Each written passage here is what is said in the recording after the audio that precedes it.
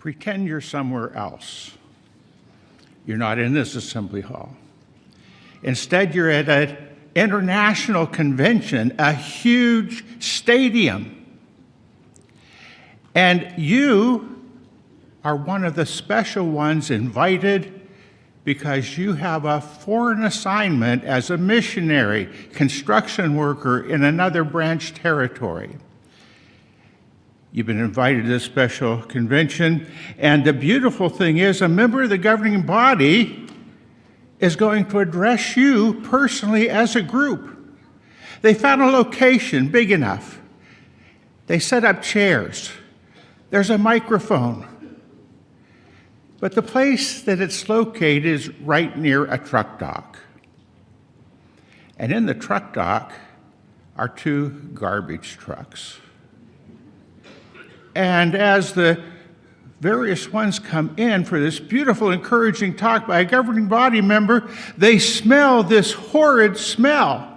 It's putrefying. The prayer's been given. Governing body comes to the microphone. His eyes are watering because of the stench. He has a handkerchief at his nose. This is not going to be the encouraging visit you expected. And so the governing body member says, as he looks over at the garbage trucks, "Take these things away from here." And that, my friends, is the title of this part. Take these things away from here. I think Ken Flodin needs to be taken away from here and given some quite extensive counseling because, wow, this guy is unraveling in front of us. So Ken Flodin is a helper to the teaching committee. The teaching committee comes up with the material for the convention.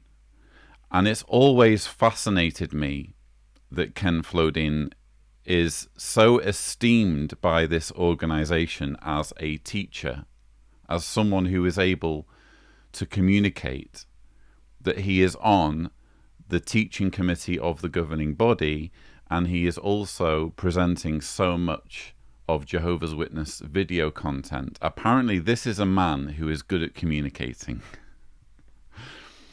And this is a man who's good at coming up with illustrations.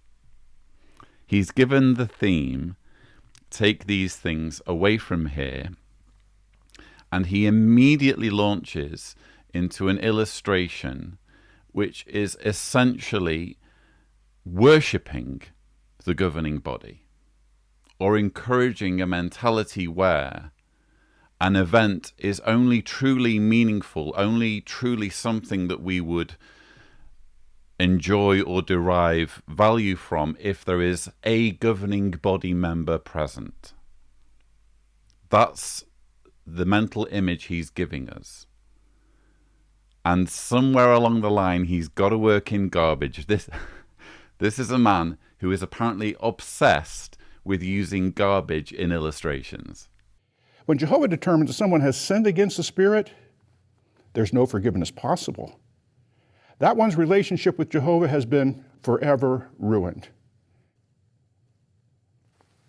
Jehovah discards the person like a piece of garbage. Just the mud is cut away.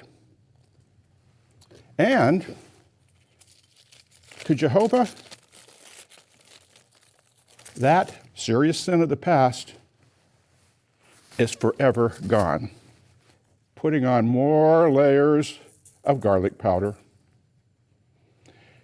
This does not immediately damage our relationship with Jehovah, but if we continue to veer away from the leading of God's Spirit, we sadden him. We grieve the Spirit. So here is a man who apparently cannot come up with an illustration unless it involves garbage to some degree. You know, his mind is just incapable of coming up with metaphors that will help to express points unless there's garbage in some form as part of his narrative. That's interesting. Again, this is someone who is supposed to be esteemed for his teaching abilities.